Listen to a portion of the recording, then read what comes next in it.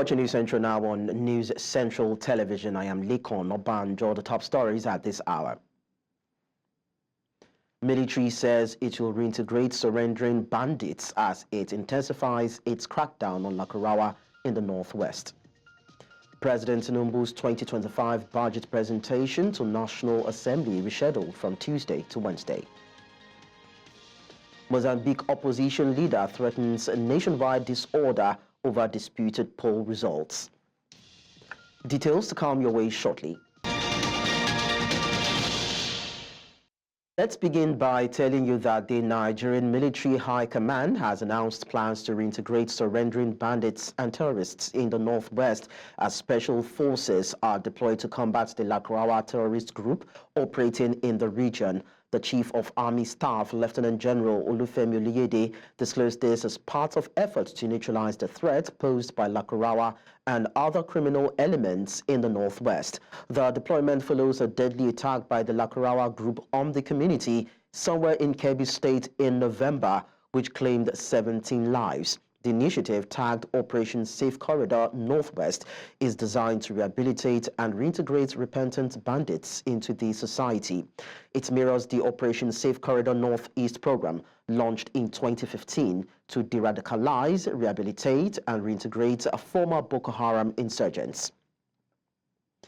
In the meantime, the Chief of Army Staff, Lieutenant General Olufemi Oluyede, has assured Nigerian Army personnel of his commitment to lead by example, promising that his words will always match his actions. General Oluyede made this pledge on Monday at the opening ceremony of the 2024 Chief of Army Staff Annual Conference held at the Army Headquarters Command Officers Mess in Abuja. In his address, the Army Chief paid tribute to the late Chief of Army Staff, Lieutenant General Taoreed Lagbaja, who had initially planned the conference before his passing. During the event, the Chief of Army Staff also presented life insurance checks to the next of kin of personnel who paid the ultimate sacrifice in service to the nation. Additionally, he handed over Hilux vehicles to regimental sergeant majors as part of efforts to enhance operational efficiency. Still on security matters, the Police Service Commission on Monday approved the promotion of 27 senior police officers, including 11 commissioners of police elevated to the rank of Assistant Inspectors General and 16 deputy commissioners of police promoted to substantive commissioners of police. The newly promoted officers appeared at the Commission's corporate headquarters on Monday, December 16, where they underwent both written and oral examinations as part of selection process. PSC Chairman, retired DIG Hashimu Adugungu, announced that written and oral assessments will henceforth be mandatory for promotions across all ranks in the Nigeria Police Force. Away from that, the Federal Executive Council has approved a 47.9 trillion naira budget proposal to be presented to the National Assembly for approval. FEC, during its final meeting for the year 2024, also approved free train rides for citizens from December 20 this year as part of the federal government's support for citizens traveling for the Christmas and New Year festivities. Amadine Uyi tells us more.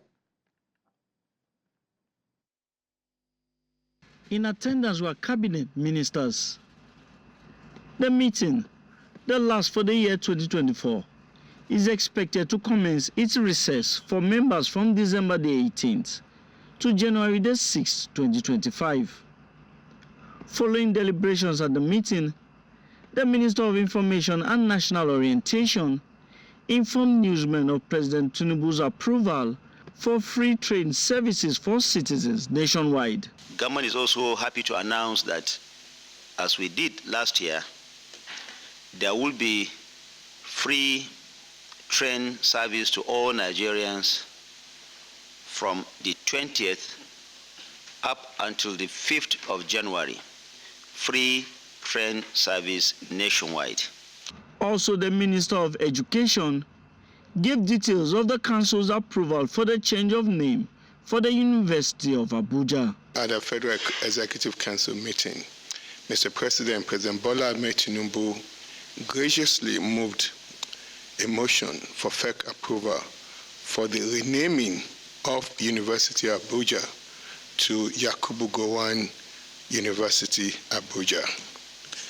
This was, Mr. President, motion, and this was moved in recognition of General Yakubu Gowon contribution to the stability of our country in upholding our federalism.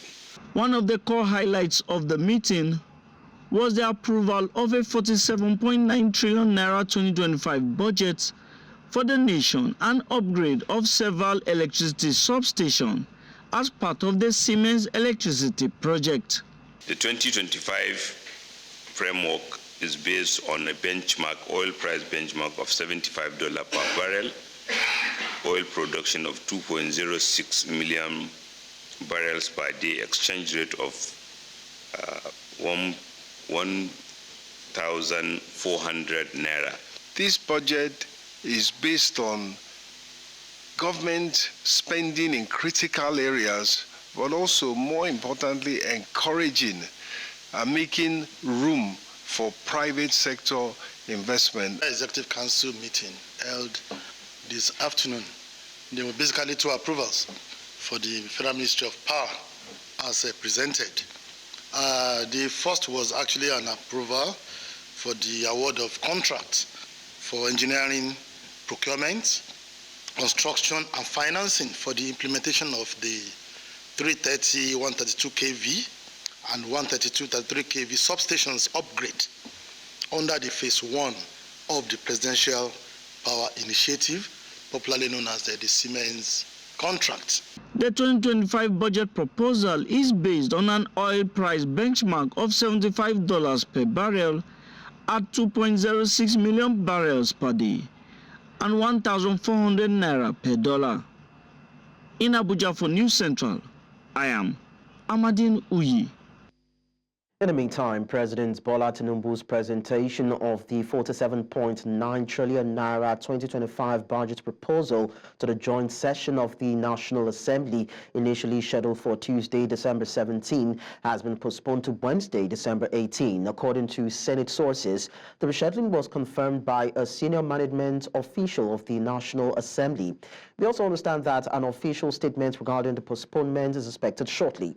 The proposed budget is part of the 2025 to 2027 medium-term expenditure framework approved by the Federal Executive Council last month. The framework includes plans for 9.22 trillion naira in new borrowing to address the budget's deficit. It also sets an oil price benchmark of $75 per barrel, a daily production target of 2.06 million barrels, and an exchange rate of 1,400 naira to a dollar.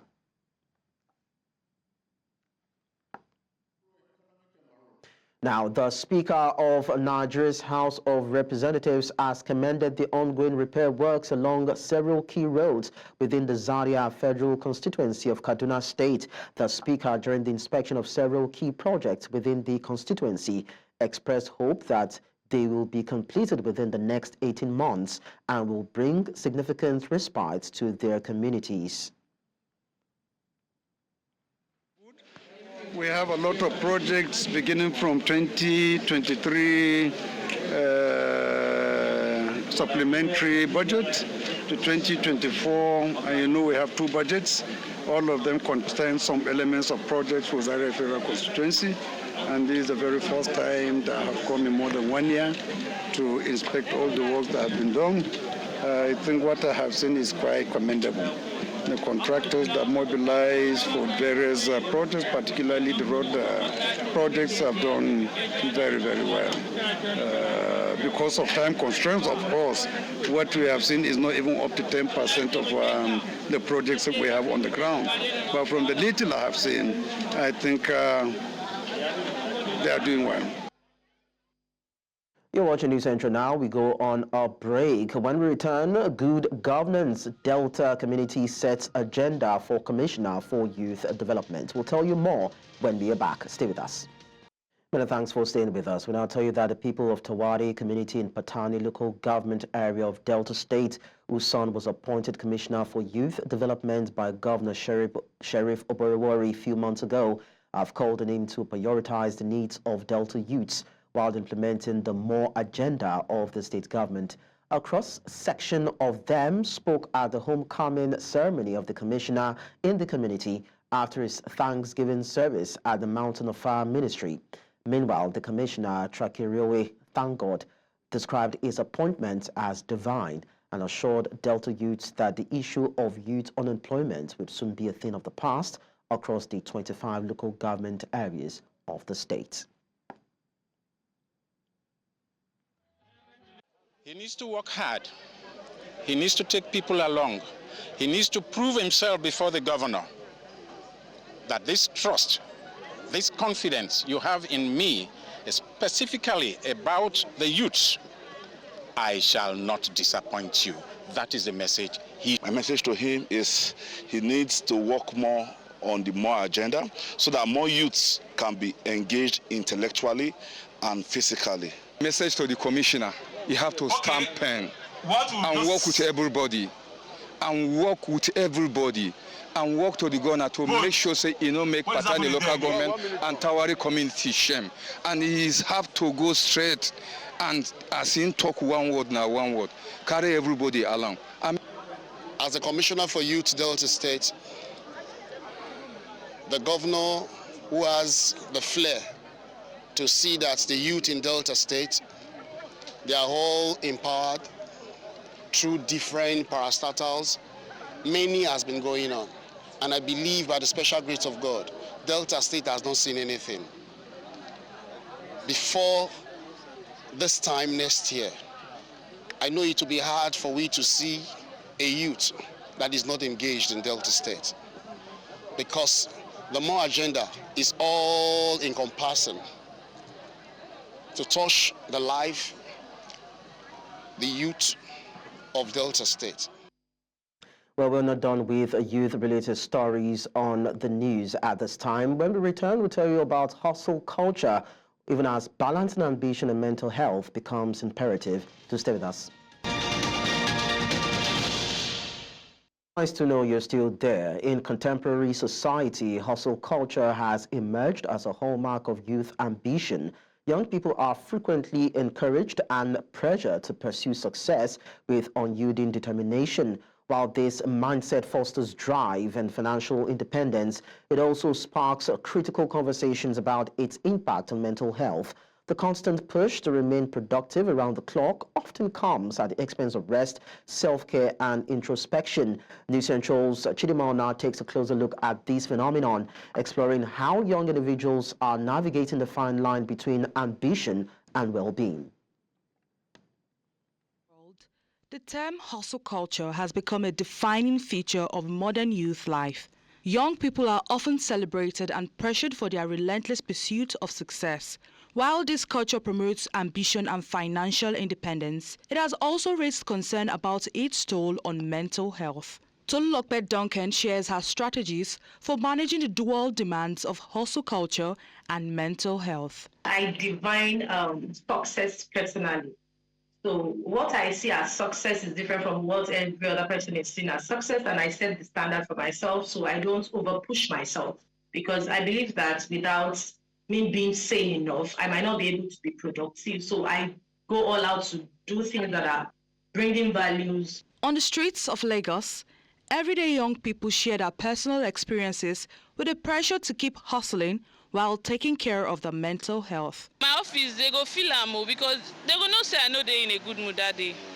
And they already used to me, so they have to manage me. Yeah, they have no option but to manage me. But doesn't mean I'm going to cause news, but they know say, you don't fool ahead. Oh. It has not been easy. Waking up very early as 5, most times 4:30 to wake up, bathe. I have kids, about 3.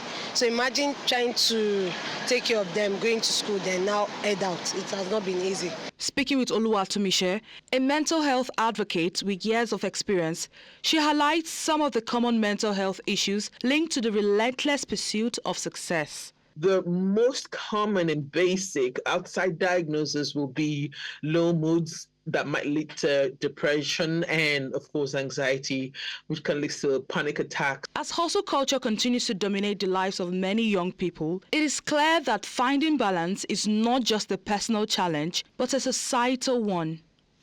In Lagos, reporting for News Central, I am Chidima Ona. We now tell you that the Speaker of Nigeria's House of Representatives has expressed optimism that the establishment of a Federal College of Nursing, a University of Education, including a College of Legal Studies in Kaduna State, northwest Nigeria, will help bridge the manpower gap being faced by the state. This was during the commencement of construction of 4 new educational institutions in Zaria, Kaduna State. Our correspondent, Edon Joseph, has more in this report. The 4 projects commissioned are the construction of the Federal College of Nursing, the Federal College of Legal Studies, the College of Education, now converted into a Federal College of Education, and a campus for the National Open University, all located in Zaria, Kaduna State, northwest Nigeria. According to the Speaker of the House of Representatives, these institutions are designed to bridge the manpower gap and provide educational opportunities for individuals who may be unable to attend traditional schools for various reasons. Kaduna State today has about 3 or 4 key areas where it has manpower shortages. One of them is the issue of health sector. We do not have enough qualified nurses and midwiferys in Kaduna State. We believe that Kaduna State, the northwestern part of Nigeria, require more and more health workers. And that's the reason why we decided, among many other alternatives, to establish a Federal College of Nursing here in Zaria. The Emir of Zauzau, while commending the state governor for the timely approval of the land needed for the construction, expressed hope that once completed, the institutions will help solve some of the challenges the state faces. To be enablers of these mega institutions, it means these institutions will inspire those young children also to do very well, so that at least they can gain admission into the tertiary institutions without difficulty. And these projects again open opportunities for addressing the major challenges that they have. With an estimated budget of about 80 billion naira for the construction of these institutions, the Speaker says that the project is expected to be completed in 1 year and 6 months. In Abuja for News Central, I am Edon Joseph. We now tell you about empowering women in Africa. The ECOWAS Commission has expressed optimism that the Sub-Saharan Africa Women's Empowerment and Demographic Dividend Plus Project, also known as the Sweet Plus Project, will help address gender disparities and unlock the potentials of women and girls in the continent. The Vice President of the Commission made this known during the launch of the project in Nigeria's capital, Abuja. Our correspondent, Joshua Imarayi, was at the event and filed in this report. It was the official launch of the Sub-Saharan Africa Women's Empowerment Demographic Dividend Project, also named Sweat Plus. The event saw the convergence of high-level stakeholders, including policymakers, development experts, alongside representatives from partner countries. Nigeria's Minister for Health, while speaking during the event, commended the organizers of the project for choosing the country as a venue for launch. While Nigeria is not yet among the implementing countries for this program, I commend the organizers for choosing our country as a venue for this important launch. Empowering young girls and women is pivotal in addressing population growth and ensuring that we can adequately plan for the future of our continent. While highlighting the project's impact since its rollout in 2015, a representative of the World Bank says that the Sweat Plus initiative has impacted the lives of more than 2 million women and girls across participating countries. At the World Bank, the Sweat initiative stands up as a flagship investment for gender equality and are therefore greatly pleased to observe a significant progress achieved by the countries and organizations involved in the project. Since the end of 2014 and launching in 2015, SWED has transformed the lives of more than 2 million women and girls with very positive spillovers in their families and also in their communities. Other stakeholders present at the launch say it represents a unique opportunity for women and children to thrive in Africa. The demographic dividend offers a unique opportunity for our region to harness the energy, the creativity, and the capabilities of our young people, particularly our women. At its core, the SWED is about creating opportunities.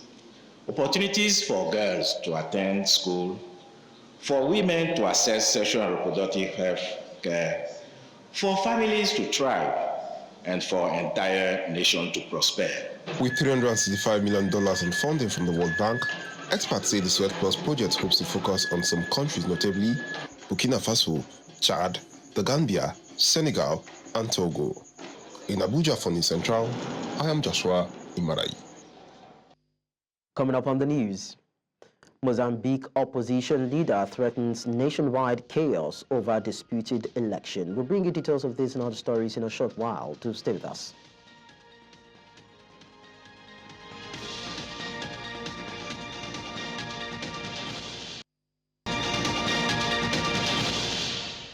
Looking at Africa now, a Malian appeals court has upheld the prison sentence of prominent academic Etienne Fakaba Sissoko, who was convicted earlier this year for criticizing the ruling junta. Sissoko, an economist and university professor, was sentenced in May to 2 years in prison with 1 year suspended for his 2023 book titled Propaganda, Agitation and Harassment, Government Communication During the Transition in Mali. His lawyer, Ibrahim Maruf Sako, confirmed that the appeals court in Bamako upheld the ruling on Monday. Sissoko was charged with harming the reputation of the state, defamation and dissemination of false news, including disturbing public peace. Detained since late March, Sissoko remains one of the few dissenting voices in Mali amid a growing crackdown on critics of the military junta, which seized power in a coup or series of coups in 2020 down to 2021. The verdict has sparked fresh concerns over freedom of expression in the country. Away from that, we'll now tell you that Mozambique's main opposition leader has threatened to unleash chaos and disorder across the country if the Constitutional Council upholds official results from the October 9 presidential election. Venancio Mondlane, leader of the Podemos party, made the statement on Monday as the council prepares to confirm the results at least 2 weeks before the January inauguration of ruling party candidate Daniel Chapo. According to Electoral Commission, Chapo won nearly 71% of the vote, while Mondlane came second with 20%. However, Mondlane disputes the results, claiming a separate count showed he secured 53%, with Chapo receiving only 36%. Mondlane has called on his supporters to paralyze the country starting next Monday, the deadline for validating the election results. The situation raises fears of escalating tensions in a southern African nation as the dispute unfolds. Still in Mozambique, just days ago, Cyclone Chido swept through the country's coastal regions, leaving devastation in its wake, with winds reaching over 150 kilometers per hour, leaving families displaced and livelihoods disrupted. We assess the impact of Chido, even as it's clear that this cyclone isn't just a standalone event. It is part of a larger pattern of extreme weather that has been increasingly impacting lives, a pattern driven by climate change. Meanwhile, reports indicate that many southern African countries are enduring sweltering temperatures, affecting agriculture, health, and water supplies. Farmers in regions are struggling to cope with prolonged dry spells followed by torrential rains, marking the new normal. To discuss this further, we are joined by a senior agricultural economist, Tabile Nkojana. Nkojana, thank you so much for joining us on the news. Thanks for having me and the listeners as well. So, Cyclone Chido seems to wreak loads of devastation across Mozambique and the agrarian lines in southern Africa. How bad is it for the communities affected? No, because this is such a situation that's just occurred. Our communication is that there's still been some assessments that are being made, mainly because there has been some cuts off in terms of the power lines, and that has affected negatively the communication. And of course, the issue of infrastructure is another big problem because, the officials, both from the NGOs and the state, are kind of struggling for now to move and just to assess the number of key areas that have been impacted. But at least preliminary reports are projecting that there has been quite some damage in the part of Cape Delgado in Mozambique. And of course, I think at least there was one person that was announced dead. I think around 30 also have been injured. Of course, another incident has occurred as well in Malawi, where I think 3 people have been announced dead. So for now, there's been some bit of complications in terms of having a necessary assessment of the entire situation. But the numbers that I just gave you, those are just some preliminary reports that have been reported. That's quite sad. Now, is there a difference between Cyclone Chido and the previous cyclones that have cut across the region?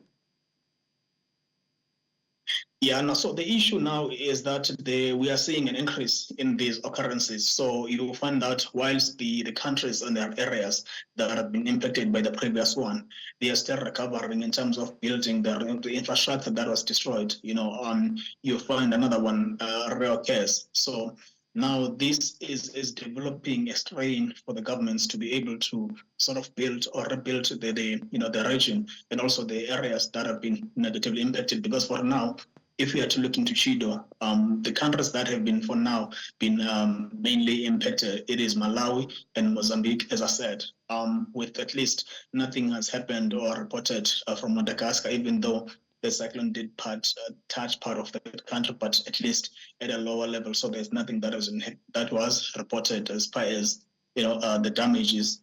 And then with the Chido one, a number of warnings have been issued, including one that is for Zimbabwe and several countries, including Eswatini, Angola, South Africa. They are at least focusing that maybe the next few days we'll probably see that as of today, especially for Zimbabwe. So as far as the damage is concerned, and also to compare the cyclones that we have experienced, for this one, because it has only impacted at least 2 countries severely for now, so you cannot necessarily compare it to the ones that we previously observed. But given the fact that, for instance, it's reported that in Mozambique, you might see again, another incidences related to the Chido. So perhaps then we will be able to say the damages, so as the estimations and the calculations have been put together, and then the reports are being reported, then we'll be in a position to say this has been or has more significant or damage compared to the previous ones that we have seen. But the reality is that the intensity of the cyclones is increasing, because even if you have to look in terms of the numbers of their intensity, is quite different if you have to compare it to the previous years with the current periods. We're actually talking about climate change here, I must say. But then, is there anything that the government of Mozambique is doing to reduce the impacts, and of course the causal factors, most especially for these climate issues? All the nations, at least the majority of them, including Mozambique, they are aware, because almost every year, especially because from the period of November to April, almost every year we observe, or that country, including Madagascar, for instance, they experience some sort of a cyclone. So by the mere fact of that, they are aware that almost every year, about those certain periods, because they've been data and research have shown that about 85% of cyclones that happened in Madagascar and Mozambique, they happened between November and April. So therefore, the state or government is aware of which periods that they should be able to have some measures to be able to deal with this. Now, this is in terms of the responses. And then as for the other measures in terms of trying to deal with the climate change, this is something that even the recent G20 that currently South Africa is going to be leading is up next year. Is something that is being brought up, because it has been something that is brought up in terms of it having a negative impact on the overall climate, and all countries, including the government of Mozambique, they are aware of the fact that it needs to sort of move towards better practices that are going to sort of combat the impact of the factors that are sort of increasing the climate change related matter. So these are something that I think all the countries are doing, and Mozambique is aware of it. As a result, they also have funding that is available. I think for now, around $4 million has been put aside to actually deal with the current situation for now. Okay, so Tabile, you're a senior agricultural economist. We are talking about climate change, sweltering temperature, torrential rains, dry spells. What is it looking like for farming season looking into next year, and of course agribusiness in Mozambique and the surrounding southern regions? I mean, the reality is that the climate change is something that we are observing. For instance, I was talking to some colleagues just outside Mozambique for now in Zambia, where they are fearing that they're gonna probably have another dry spell. The same thing is reported in Zimbabwe, that there are fears that it looks like the rains that were anticipated are not necessarily coming in. The same issue is also, of course, going to be around all the countries within the southern region, including Mozambique. Because remember, as much as we do have some reserves in terms of infrastructure to have waters and all that, you realize that there are certain areas that these incidences, they impact different areas at different levels. And also, if you are to look into specific countries, you'll find that specific areas producers are dominate in producing maize, for instance. And then you find that the other areas are producing something different to that. So therefore, those commodities, they require different resources, natural resources, be it enough water or the soil that is there, it is not as good. So the reality is that the actual sector is being negatively impacted. And this is why, for instance, if you had to look for the previous summer that we are coming into the production that we've seen, as a result, we are talking about the shortages of maize in several countries, with some of the countries declaring, the disaster, state of disaster, including Malawi, Zambia, and Zimbabwe. So the reality is, as much as this is happening in Mozambique, it's not an isolated matter. It is affecting the entire Southern Africa region. As a result, the countries based on their needs and, of course, their production in terms of their commodities that they produce and the scale of the actual sectors. Okay, so finally, Tabile, before I let you go, I know that there have been talks, in the global community around climate financing, but a lot of them have not been redeeming their pledges despite several years of talks. Are there other actions that Africa can take to mitigate the impact, pending the time the funds start coming in? So the reality is that Africa is, of course, going to be affected by this, but I think the another issue is that we need to look in terms of how the African continent is, how big it is in terms of its production in agriculture and the effects that the climate change is having. As much as there are African countries that have signed, they are signatories for the for the Paris Agreement, that they are declaring that they are to be part of all the measures that are being implemented to deal with climate change. It is going to differ in terms of the countries. Remember, Southern Africa is one of the countries that are very poor in terms of them getting to stick to all these requirements.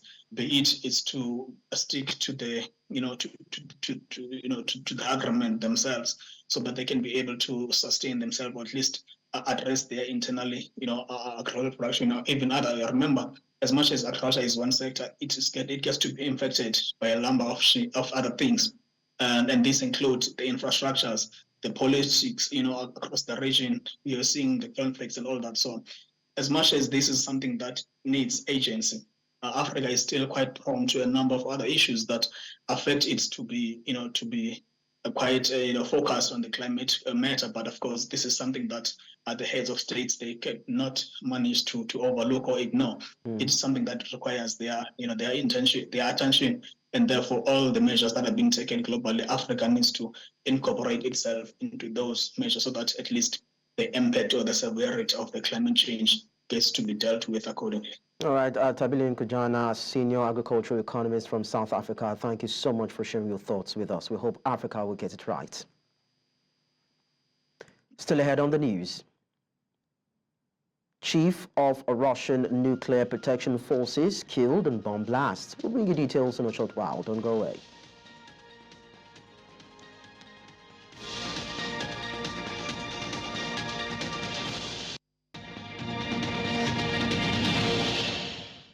Outside the African continent, a 15-year-old female student was identified by police as the assailant opened fire on Monday at a school in the U.S. state of Wisconsin, where a fellow student and teacher were killed and the suspected shooter was found dead. According to Sean Barnes, the police chief in Madison, the state capital, during a news briefing, stated that 3 individuals were killed and 7 others were injured at the Abundant Life Christian School, a private Christian school with roughly 400 pupils.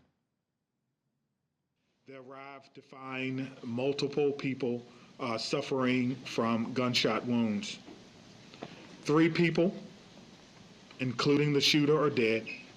The shooter has now been identified as 15-year-old Natalie Rupnow, who went by the name Samantha.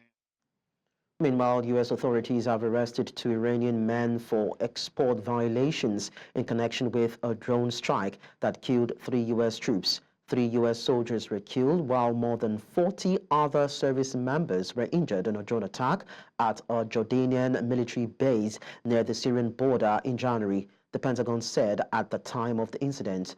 The 2 men, one an Iranian and the other a naturalized American Iranian, allegedly colluded to ship restricted U.S. navigational components to Iran for use in its military drone program. Massachusetts U.S. Attorney Joshua Levi, while speaking at a press conference in Boston, said both men are accused of conspiring to break U.S. export regulations that safeguard sensitive technologies, according to the complaints. Earlier today, 2 men located nearly 4,000 miles apart, one here in Massachusetts and one in Milan, Italy, were arrested on federal charges filed in the United States District Court, the District of Massachusetts. These 2 men, Mohammed Mahdi Sadeghi and Mohammed Abedini, have been charged in a 36-page criminal complaint. The complaint charges both men with conspiring to violate United States export laws designed to protect sensitive technologies. Importantly, there are 2 other very serious charges in this criminal complaint against Mr. Abedini. One is conspiracy to provide material support to a foreign terrorist organization resulting in death.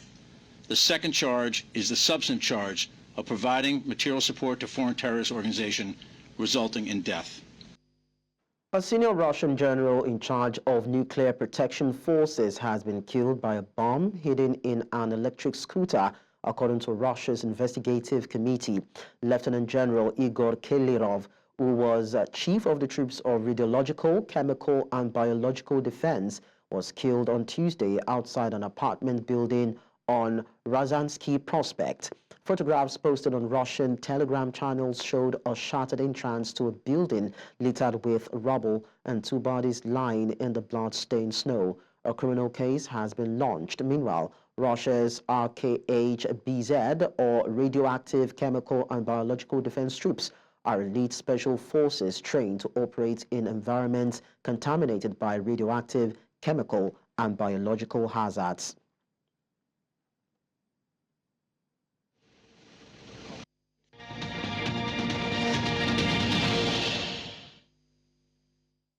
In sports, Nigerian scoring sensation Harmony Chidi delivered a stunning hat-trick at the Flamingos, edged Ivory Coast 3-2 in their second match of the Waffle B Under-17 Goals Cup in Accra on Monday.